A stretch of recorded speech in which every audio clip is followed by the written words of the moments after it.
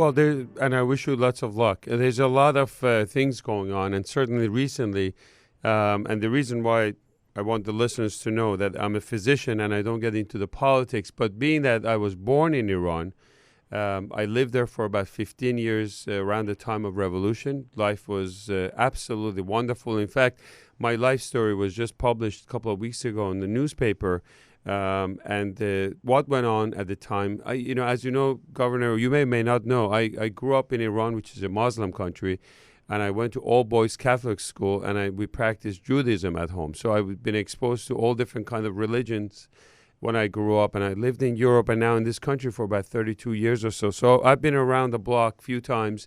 And when this deal was decided last week with U.S. and Iran, there's a lot of debates going on. There's a lot of discussions going on. And Donald Trump and others have come and have denounced it. They're not happy about it. A lot of people in the Republican committee are against this.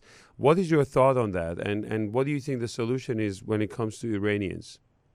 Well, first of all, I'm not pleased with the agreement.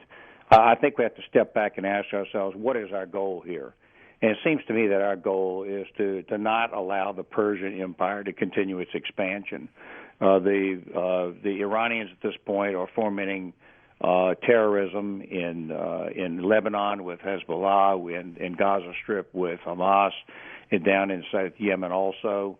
And they're creating these problems. And so what the adversaries see in the Middle East is a rising, growing expansionism. As opposed to simply joining the community of nations, Iran wants to expand. And there are people in the Middle East simply that of the different form of Muslim faith, the Sunni faith, are not going to permit that. So as a result, there's a serious danger of real war in the Middle East. I proposed last week, as a result of this agreement, which may not stand, but if it does stand, I proposed a new NATO organization in the Middle East to contain the Iranians and to prevent a war.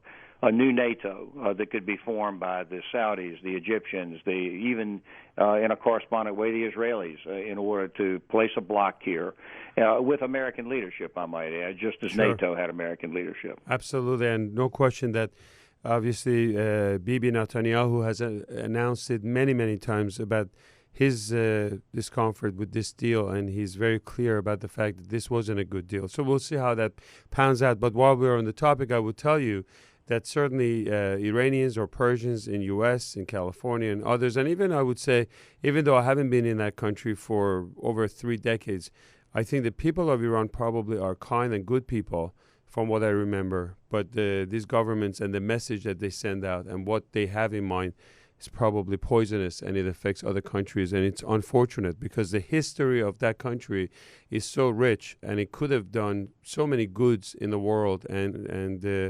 So for a lot of people out there, not every Iranians are terrorists or they're criminals. So it's something to keep in mind.